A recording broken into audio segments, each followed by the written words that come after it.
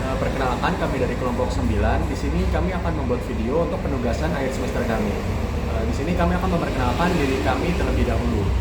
Perkenalkan, nama saya David Pangyutan dengan NIM 17056231112. Perkenalkan, saya Hidayat Rika Faris Ardiansyah dengan NIM 17056230059.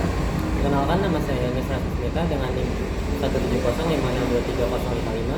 Dan saya Ilham Ramlah Putra dengan NIM 17056230092. Oke, langsung saja kita lanjut ke video materinya. Apa itu kepemimpinan? Kepemimpinan merupakan kemampuan seseorang untuk mempengaruhi perilaku orang lain, baik secara langsung maupun tidak langsung, yang melekat pada diri seorang pemimpin yang dapat dilihat dari berbagai faktor, baik faktor intern maupun faktor ekstern.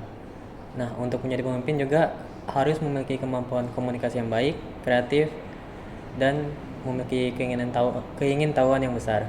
Selanjutnya ada teori kepemimpinan. Teori kepemimpinan yang pertama yaitu teori Greatman dan teori Big Bang. Nah, di teori Greatman ini mengemukakan bahwa kepemimpinan merupakan bakat atau bawaan seseorang sejak dia lahir. Dan di sini saya mengutip pendapat seorang ahli bernama Benis dan Nanus yang menyatakan bahwa pemimpin itu dilahirkan bukan diciptakan. Terus selanjutnya ada teori Big Bang. Nah, teori ini mengintegrasikan antara situasi dan pengikut anggota organisasi sebagai jalan yang dapat mengantarkan seseorang menjadi seorang pemimpin. Nah, situasi yang dimaksud di sini ialah peristiwa-peristiwa besar seperti revolusi, kekacauan atau kerusuhan, pemberontakan, reformasi, dan lain-lain.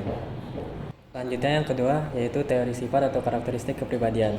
Nah, teori ini mengemukakan bahwa seseorang dapat menjadi pemimpin apabila ia memiliki sifat-sifat atau karakteristik kepribadian yang dibutuhkan untuk menjadi seorang pemimpin. Selanjutnya yang ketiga yaitu teori perilaku. Teori ini bertolak dari pemikiran bahwa kepemimpinan untuk mengefektifkan organisasi tergantung pada perilaku atau gaya bersikap atau gaya bertindak seorang pemimpin. Dengan kata lain, keberhasilan seseorang pemimpin dapat mengefektifkan organisasinya sangat tergantung dari perilaku dan dengan melaksanakan fungsi-fungsi kepemimpinan dalam strategi kepemimpinannya. Selanjutnya yang terakhir yaitu teori situasional. Dapat disimpulkan bahwa seorang pemimpin yang efektif memperhatikan faktor-faktor situasional yang terdapat di dalam organisasi. Definisi gaya kepemimpinan.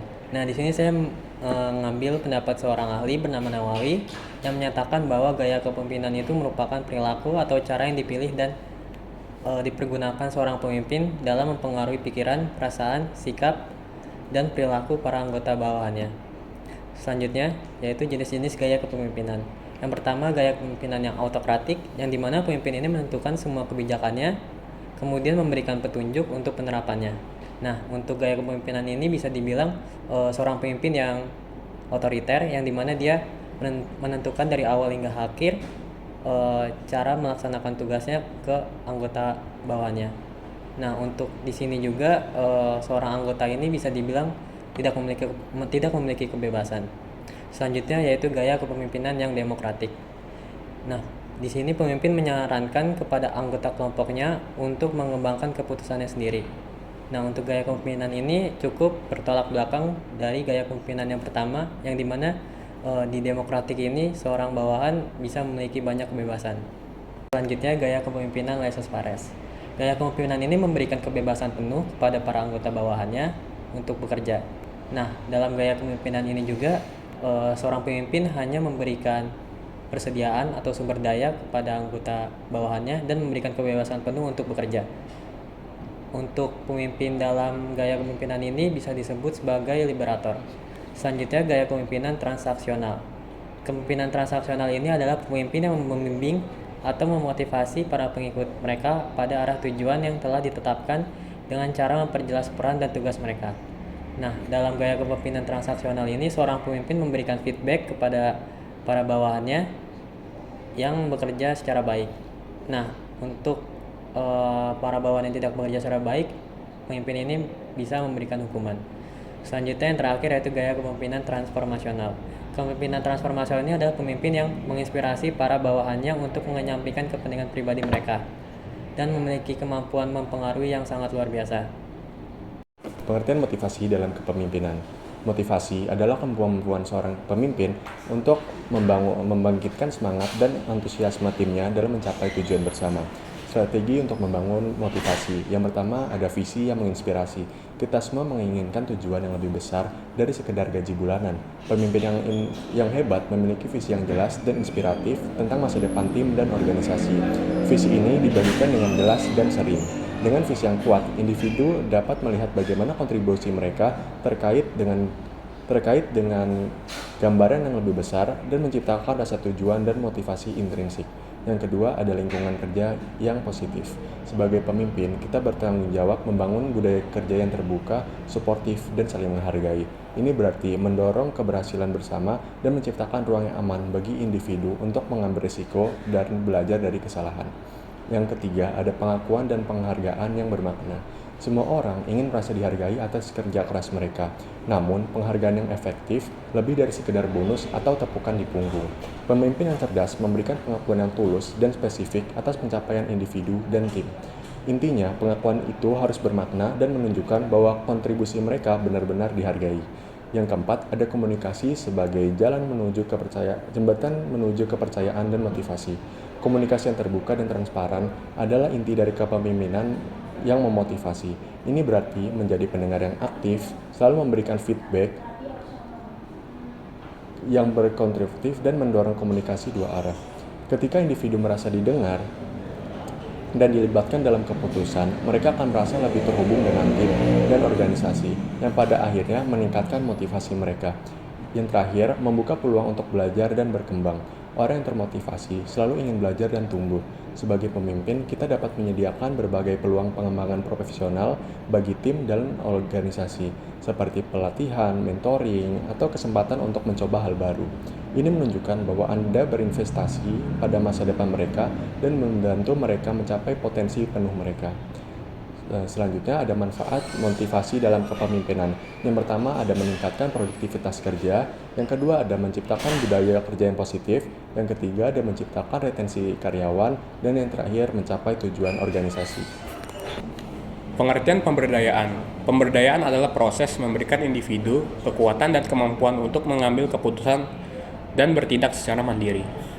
Dalam dunia kerja, pemberdayaan karyawan berarti memberikan mereka tanggung jawab, otonomi, dan sumber daya yang dibutuhkan untuk menyelesaikan pekerjaan dengan baik. Strategi pemberdayaan. Yang pertama yaitu delegasikan tanggung jawab yang tepat. Pemberian tugas yang sesuai dengan kemampuan dan potensi karyawan akan membantu mereka berkembang dan merasa dihargai. Hindari memberikan tugas yang terlalu mudah atau sulit, karena hal ini dapat menyebabkan kebosanan atau frustrasi.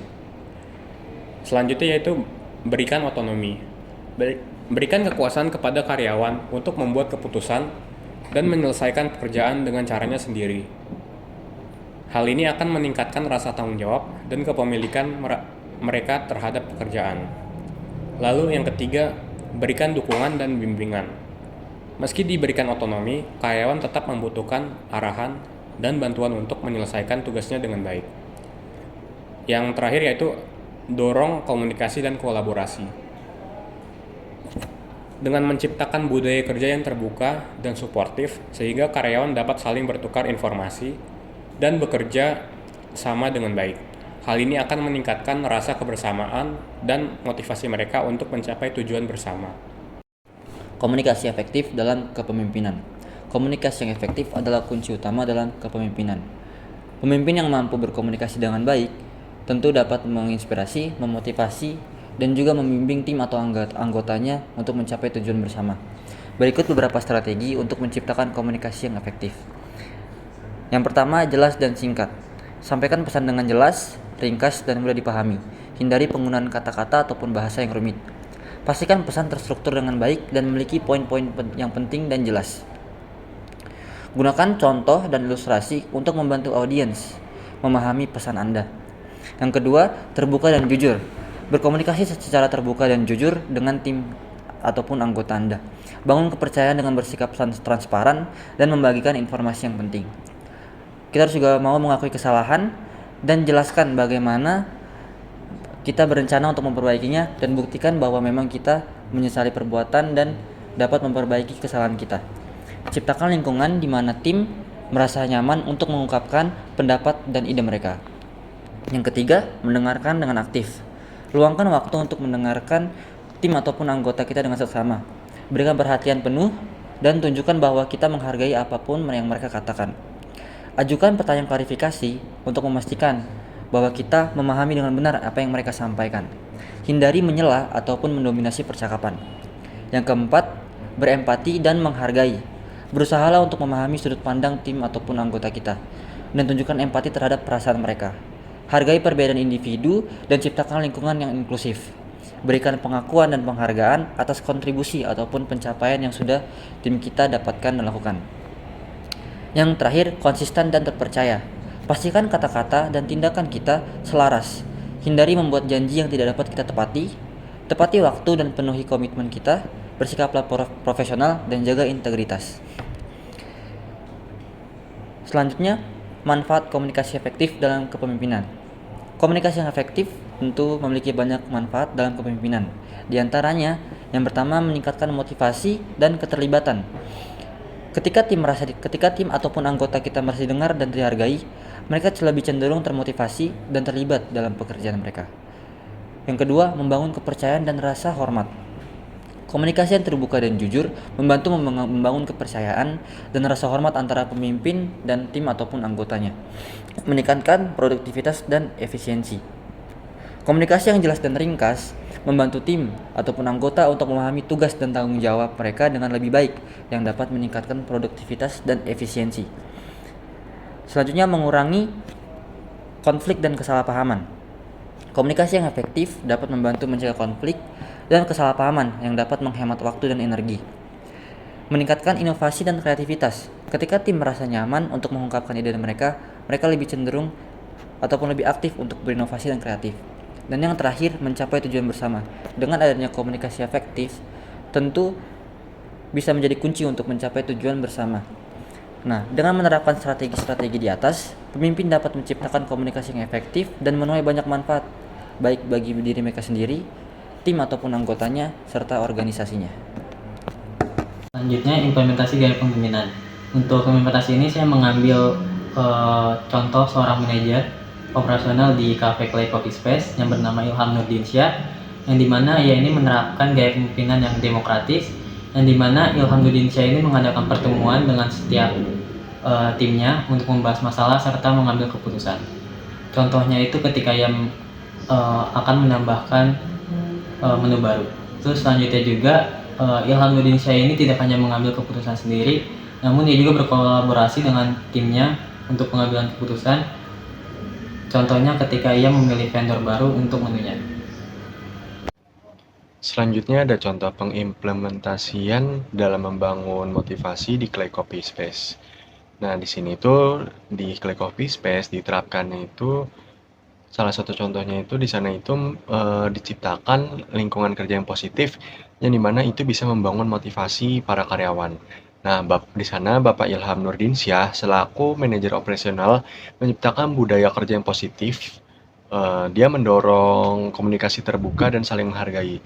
Beliau juga mengadakan program-program seperti di bulan Ramadan kemarin.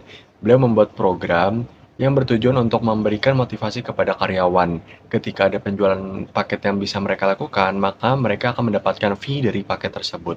Beliau juga memberikan ruang bagi karyawan untuk berbicara tentang ide-ide baru dan memberikan masukan. Ini menciptakan lingkungan yang mendukung dan memotivasi. Selain itu, beliau selalu mendengarkan dengan seksama ketika anggota tim berbicara.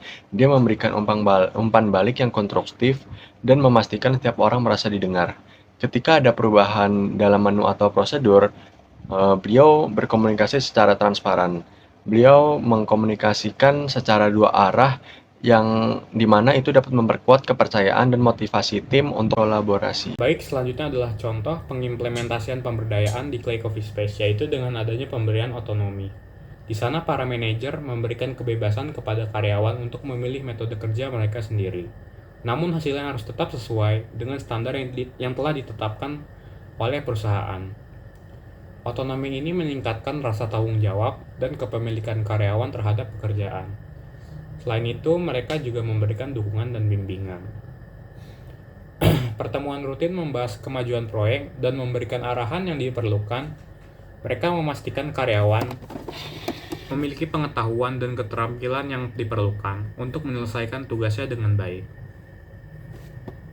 Oke, selanjutnya ada contoh pengimplementasian dari materi menciptakan komunikasi yang efektif dalam kepemimpinan. Nah, di Kavi Space ini, Bapak Ilham Nurdiansyah selaku manajer operasional berkomunikasi secara terbuka dengan timnya. Beliau membagikan informasi penting tentang perusahaan dan proyek secara transparan. Jika ada masalah atau kesalahan, beliau mengakui dan menjelaskan langkah-langkah yang akan diambil untuk memperbaikinya. Beliau menciptakan lingkungan di mana tim merasa nyaman untuk berbicara terbuka tentang tantangan maupun ide-ide mereka. Selain itu, beliau juga memberikan perhatian penuh ketika timnya berbicara. Dia tidak hanya mendengarkan tetapi juga bertanya untuk memastikan penjelasan atau pemahaman yang benar. Ketika tim memberikan masukan atau saran, beliau tidak menyela dan memberikan kesempatan untuk berbicara. Contohnya, ketika mengadakan rapat tim, beliau memberikan waktu yang cukup untuk mendengarkan setiap anggota tim. Sekian video materi pembelajaran dari kelompok kami, semoga bermanfaat untuk kita semua. Jika ada salah kata maupun banyak kekurangan dari video kami, mohon dimaafkan. Atas perhatiannya kami ucapkan terima kasih.